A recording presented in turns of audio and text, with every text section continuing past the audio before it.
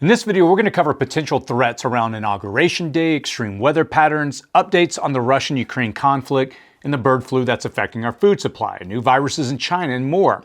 This is the information that you need to inform your preparedness without the hype and sensationalism. You're going to want to stick around to the end, where I'm going to tell you what you should be doing now and what I'm also doing as these things unfold. We're also going to have another great giveaway, and I'll tell you how you can enter into that. So let's go ahead and jump in.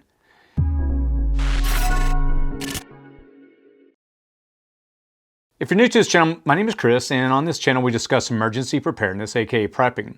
In these weekly news segments, we delve into the latest news. We cut through the clickbait and misinformation to genuinely evaluate the impact of these global and local events on our daily lives.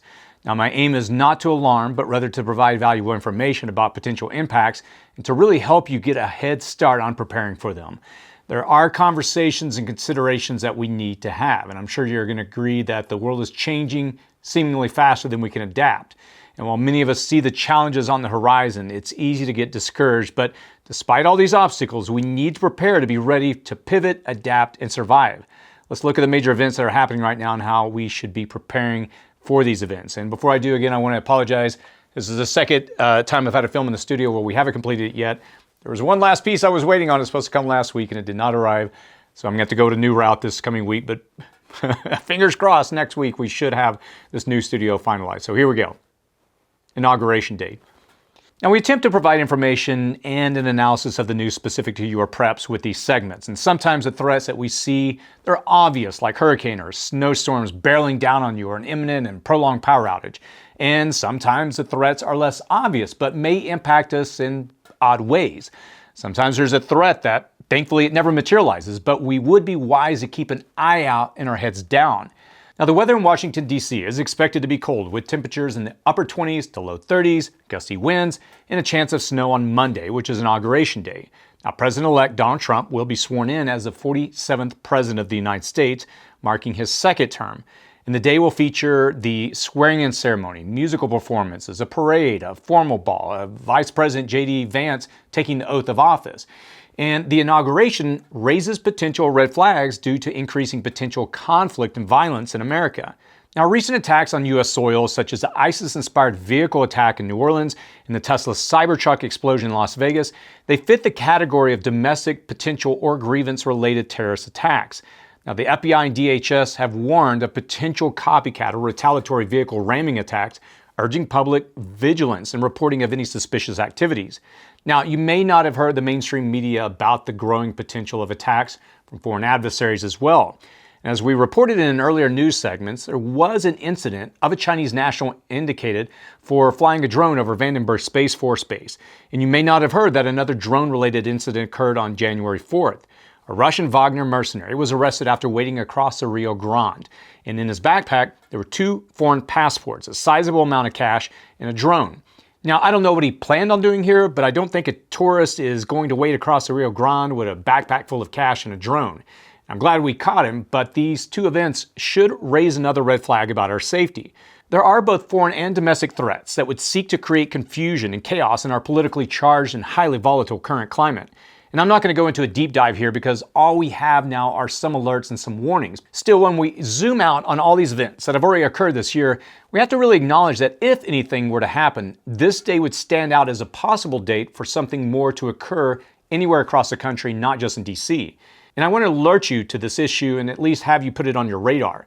Anywhere that crowds might gather, federal and state buildings, infrastructure like natural gas or electric facilities, or public events could all be potential targets for anyone with nefarious intentions on this day. Now, I'm going to be the first to tell you that I think the likelihood of something is extremely low, so I don't want you to get panicked, but I would also advise you to approach the day with caution. You need to be on heightened alert, maybe avoid large crowds, make sure you have preps to last a few days, and don't race to judgment should anything out of the ordinary occur. And as with all these things, it's best to vet the facts and avoid the rumors and internet conjecture mill. And in a perfect world, we're going to witness a peaceful transition of power and nothing more. So what do you think? Are you taking any special precautions for Inauguration Day? Let us know your thoughts on this in the comments below. Thanks to Incogni for sponsoring this YouTube ad-free video. Whether you realize it or not, most of your personal information, such as your social security number, date of birth, home address, phone number, financial information, and so much more is floating around online. This is why you get emails, flyers, and spam calls that are directed at your specific interests as if they have personal information on you. It's because they literally do.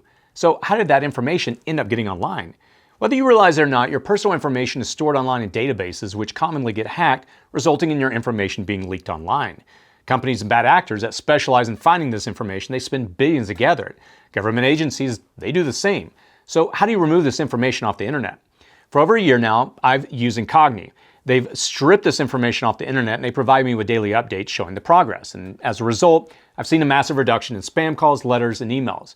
Now when I Google my name, I can't find anything online, whereas in the past I could. Incogni is risk-free for 30 days, allowing you to try it with a full refund if you're not satisfied. Take your personal data back with Incogni. Use code PREPPING at the link below and get 60% off an annual plan. Weather. Just this week, the United States experienced extreme weather events, including a blizzard with frigid temperatures and heavy snowfall in the Midwest and East, wildfires fueled by strong winds and drought in California, and record-breaking heat in Florida and parts of the Southeast. Now, when these extreme weather patterns persist for too long, as is in the case of the Los Angeles fires, where an abundance of rain following a prolonged drought led to an explosion of vegetation, followed by 249 days of less than 0.2 of an inch of rainfall in an unseasonably warm winter, and preceding extreme dry winds from the desert, the results was the destruction of nearly an entire city. We've seen this pattern play out before in different ways. The 20 largest wildfires in California history have all occurred in the last 20 years. And we're seeing bigger hurricanes covering larger areas and going further inland with more precipitation than in years past. Hurricane Helene's devastation was driven by extreme weather conditions, including intense winds, heavy rainfall, and powerful storm surges fueled by warming oceans and rising sea levels. Now, these forces overwhelmed vulnerable infrastructure such as outdated drainage systems and coastal defenses, leaving communities unprepared to handle the storm's unprecedented impact. Now, hurricanes are not new, and wildfires are not either, but still these events are happening more and more often with greater force and ferocity, and that overwhelming the current infrastructure systems is really the new normal that we're going to be seeing more of. For instance, city fire hydrants and water towers, they can't fight against tens or hundreds of structural and wildland fires during gusting winds. They're simply not designed for this purpose. And we've discussed this for years here on the channel, and the evidence, it keeps proving us right, unfortunately. Extreme weather events like heavy snow, wildfires, floods, and high winds, they challenge our resilience and threaten the food supply and ecosystems. Now, many plants, they need stable temperatures to set seed or fruit, but fluctuating conditions can disrupt these cycles, and science can't always provide hardier crops. Animals, they also depend on temperature cues for body regulation and reproduction. And while farm animals they are protected, wild species they face challenges from erratic weather, disrupting hibernation, breeding, and resource availability. Now, heat waves, droughts, and cold spells, they further strain populations, they reduce biodiversity, and destabilize ecosystems. And as we've learned from the past, if you reduce the population of even one animal in our ecosystem too significantly, there can be an avalanche of repercussions. And regarding our agricultural systems, we're seeing some of these weather-related challenges in the explosions of avian flu, which I'll talk about later in this news segment. And it's important to note that these zoonotic diseases are more prevalent when warm temperatures persist, creating favorable conditions for pathogens to thrive.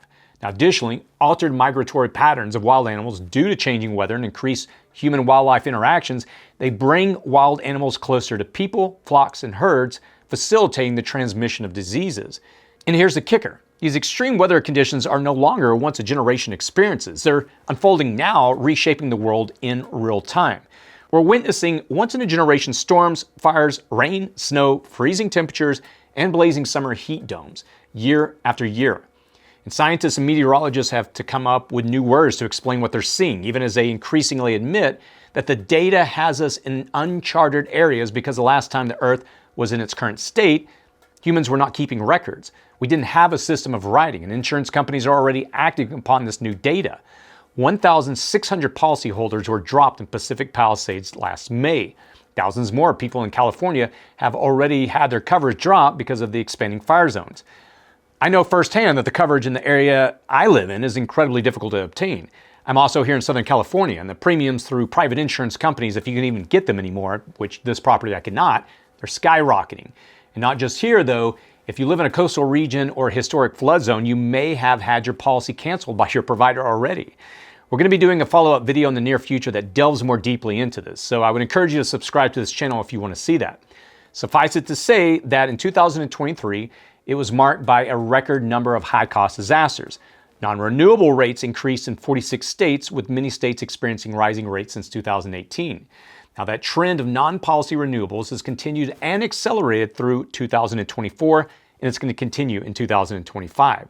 So what do these insurance actuaries know that many of us don't? They're looking at the aging infrastructure and the extreme weather trends and making shrewd calculations off the data to determine the probability that they're going to need a payout on a policy. They see a glimpse of an uncertain future in this astounding new data, and they're preparing for bottom lines and profits, and so should you. Preparing for this new reality requires that we, as preppers, we act accordingly. And as the planet faces unprecedented challenges, the choices made today will determine the livability of tomorrow. There's really no room for complacency in the face of crisis that affects us all. At the very least, you must take that old adage, hope for the best, but plan for the worst, to heart. You can hope for the numbers and projections to be wrong, but you should plan as if they're not. For me, I can't think of a more critical time to focus on food and water preps in response to what we're seeing. So what do you think? Are you noting any abnormal or extreme weather patterns where you live? I'm particularly interested in hearing from farmers, gardeners, or folks who work outdoors or with infrastructure systems. Have you seen any irregularities? Let us know your story in the comments below. Russia, Ukraine. While some kind of deal appears to have been brokered to reduce the conflict in the Middle East, don't hold too much stock in a speedy resolution to the Russian invasion of Ukraine. On the contrary, this war continues to heat up. Most recently, both sides have continued hammering at each other in the hope of gaining a substantial foothold and degrading each other's abilities. Russia has been sending wave after wave of soldiers in an assault on Ukrainian positions in the Kursk and Donetsk regions. And with the assistance of approximately 12,000 Northern Koreans, Russia has regained roughly half of the territory it lost during the summer. Now, Ukraine faces significant challenges in its conflict with Russia. It still alleges an 880,000 strong military defending against 600,000 Russian troops amid manpower shortages and intensified Russian offenses. But meanwhile, Russia launched a mass missile attack targeting Ukraine's energy infrastructure in Lviv. Through U.S. Secretary of State nominee Marco Rubio, the incoming administration appears to be signaling that it will seek mutual concessions to end the war, suggesting territorial compromises despite Ukraine's firm stance on sovereignty. In 2024, Ukrainian drones systematically began a tactic of targeting Russian oil refineries, storage systems, and large ammunition depots, reducing Russia's oil production output by 15% and causing significant financial losses without depleting military supplies. Now, recent Ukrainian drone strikes on a jet fuel facility further degraded Russia's air asset capabilities. And both sides, they're trying to grab or hold territory to give themselves an upper hand in future negotiations. And as winter sets in earnest, ground operations will be significantly slowed, which will likely only mean minor changes along the front lines. Now, the current average temperature in Ukraine is around 35 degrees Fahrenheit, which stops most ground operational capabilities. However, as the weather warms in spring, we're going to likely see massive offenses from both sides. The uncertainty of the U.S. involvement and commitment to the conflict has led to a large buildup of armaments in Ukraine, and we will undoubtedly see that play out with warmer weather. Now, overall, I don't see any chess pieces moving too dramatically or swiftly in this conflict, and I don't see that a new administration in the White House is going to have too much of an impact immediately. It's a war of attrition as both sides plan for warmer weather offense moves. So, what do you think? Are we going to see a resolution to this conflict anytime soon? Let us know your thoughts in the comments section below. Giveaway. This week's winner is going to receive a solar charger power bank. All you have to do to participate in the giveaway is just simply comment on the video, give it a thumbs up, and complete the giveaway form linked in the description section below. All you have to do is complete the form. You're going to be eligible if you do, and that's how we randomly pick a winner, and then we're going to contact you for the next time that we do one of these news segments. Now, the information is only accessible to our team. And what we'll do is we'll use a random selection tool, we'll choose a winner from the entrance, and then we'll reach out to you via email that you provided in the submitted form. So congrats to our last giveaway winner for the portable 10,000 BTU camping stove, Lee Murray. We're going to get that sent right away to you. Bird flu. You're still more likely to be sickened by the price of eggs, milk, and cheese than you are by the strains of H5N1 going around right now. And I'm not going to make light of this, but I will point out that the threat of H5N1 is more on our food supply than anything that we have to worry about as far as a human outbreak. The poultry industry is suffering greatly. More than 20 million egg-laying chickens in the United States, they died last quarter due to bird flu, marking the worst impact on America's egg supply since the outbreak began, according to data from the United States Department of Agriculture. Now, this record number of deaths, including culls in infected flocks, has significantly driven up egg prices to their highest levels in years. Now, the H5N1 bird flu has significantly impacted the dairy industry this year. Since March of 2024, over 900 herds of dairy cattle across 16 states, primarily in California, they've all tested positive for H5N1. And this has led to increased biosecurity measures, testing protocols, and movement restrictions for dairy cattle. Now, the outbreak has also caused economic strain due to the loss of infected animals and the costs associated with containment efforts. There are 2 price increases associated with these outbreaks and 2 results. One price increase is a cost of containment efforts and the product supply shortages passed on to consumers. And the other price increase is one of opportunity. If the price can be raised, what better time than with an active supply threat? Now, the 2 results are increased grocery bills and what should be an awareness of the fragility of our current food supply and our over-dependence on large-scale agri-industries. We've talked about this so many times on the channel. Now, the impact this is having on our food supply cannot be understated. We all should be building our food preps and understanding that in the future we may need to produce at least some of what we consume. At the very least, we need to source locally from smaller operations. And as we previously reported, only 1 confirmed human death in the United States was attributed to the H5N1 bird flu virus. The case was reported in Louisiana, and the patient was exposed to infected backyard and wild birds. We'll continue to see human infections increasing slowly, but they remain primarily in people who have come into close contact with animals with bird flu or direct contact with sick or dead birds. And look, I'm not overly concerned at the moment about this strain making a jump to humans in a full-scale epidemic. My concerns remain on its impact on our food supply chain. Now, in the realm of infectious diseases, the recent Chinese HMPV outbreak has been more concerning for me. A surge in cases of the flu-like human HMPV in China has raised fears of another COVID-style pandemic. It was first identified in 2001, which is obviously a long time ago, and it spreads through direct contact or contaminated surfaces. It typically causes mild flu-like symptoms, but poses a greater threat to younger children and elderly and immunocompromised individuals who may have developed severe respiratory issues. Now, HMPV cases are rising in China, primarily due to the cold winter weather, which helps the virus survive and spread more quickly. And this has created a lot of triggering imagery online, especially for those who remember COVID. But it's important to note, though, that people tend to spend more time indoors with closed windows, increasing the chances of transmission of HMPV. And the seasonal pattern is typical for many respiratory infections. And while there was an increase in cases in China and some other countries, the numbers are already coming back down. Experts say fears of a COVID-style pandemic are overblown because this is not a new virus. It's already globally present, and most people have some existing immunity due to previous exposure. Almost every child is going to at least have 1 HMPV infection by their 5th birthday, so despite what you may hear or see on the internet, you shouldn't really worry too much about it becoming a massive out-of-the-ordinary outbreak of this illness. And you really shouldn't worry that it's going to rise to anywhere near a COVID-style epidemic. So are you feeling the impact of bird flu or HMPV? What's the price of eggs where you're at? Let us know in the comments section below, as I'm sure we're all curious. I do these news segments because so many of y'all are interested in them, and it's something that I think will continue on a weekly basis. We've been doing them every other week, but I think we're going to start doing them weekly because we've been getting a lot of requests for them. But I also want to try to bring a little sanity and rationality to all the hype and panic that I see in the mainstream and off-stream media sources. My hope is that you're able to put the fear and hype aside and let the real breakdown of the news that we provide you really give you enough information to inform how you're going to prepare. Now, I try to do that in my own life, and I hope you do as well. And I want to encourage you to let the craziness of the world out there encourage you to prepare at home, where you can create a calmer space, a calm eye in the storm, if you will. And as we step into this new year, I know many of us are feeling the weight and uncertainty of the challenges that we see just piling up. I mean, I'm recording this on the 16th, and it feels like we're already halfway through the year with the issues that we've been seeing. And look, it's easy to feel discouraged, and quite honestly, I have been having a hard time just finding any positive news, something to latch onto to say, what can I be optimistic about this year? I mean, on a personal level, I've got a lot of things that I'm excited about here at the property. I've been explaining that we're going to start breaking ground any day now on the property to start building out an off-grid setup to show you how to build it at your home. But look, I'm just being honest. I want to remind you of something crucial here. As preppers, and this is why I love this community, we're a community of resilience, foresight, and action. And this is why I've come into this community and I'm willing to invest, because I love the attitude here. It's that, look, despite the challenges, we're going to find a solution. I love the determination that regardless of what's happening out there, we're always seeking solutions here in our homes. But look, preparation is not just about what we store in our closets or the skills that we learn. It's about cultivating a mindset of hope, resourcefulness, and determination.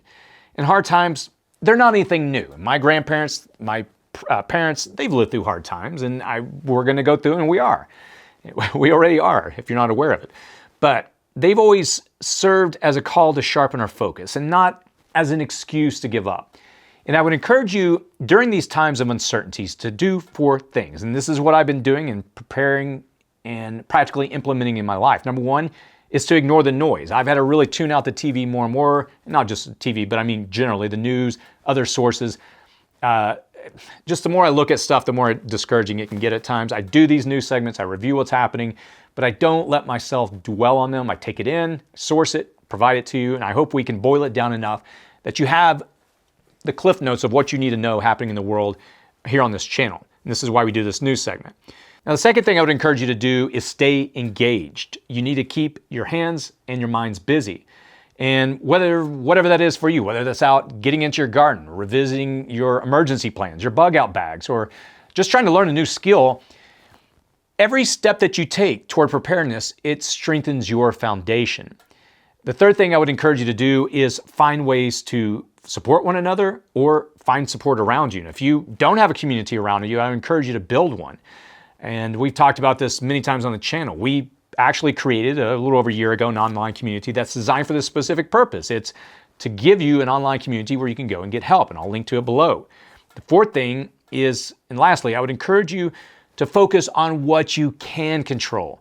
You can't fix everything in the world, and it's so many times when I sit down and start talking to people about all the issues, I always find myself at the end of the conversation like, well, I think we just solved all the problems in the world. And I say that sarcastically because I find myself dwelling on these issues so many times, and I have to pull back and remind myself I can't control and I can't fix these issues. I can identify them, but I can prepare my home, I can improve my skills, and I can strengthen my mindset. And these small, consistent steps, they lead to significant results. These little things that we do, as I mentioned a second ago, find things that you can do. And when you look back one day, whether that's 6 months from now, 4 months from now, 2 months from now, my hope is that you'll be able to look and say, hey, I didn't get caught up in the fear and the hype and all the clickbait out there. Instead, I chose to pull out and focus on what I need to do to prepare. So I hope this year is a year that you make your preparedness and self-sufficiency a priority and you take it into your hands. If never before, if you've been watching this channel for years or other channels and you've been on the sideline, excuse me, not sure where to start, this is our year. As preppers, I'm dedicated with our team. We've been building our team to try to create more useful content for you to help you get prepared. And I think it's becoming more evident by the day that insurance companies, governments, and sometimes neighbors, they may not be there to bail us out when disasters strike. You need to take prepping seriously before one of these events directly impacts you. To that end, I'm going to link to 2 videos here on the side of the screen and in the comments and description section below. And I would highly encourage you to watch these. One is on the top 10 threats that we're going to face this year. The other is on 19 foods that will pretty much last forever, so you're going to want to get them into your supply. And these will give you a good starting point for this year to get ahead of what's happening, no matter what this year brings. As always, stay safe out there.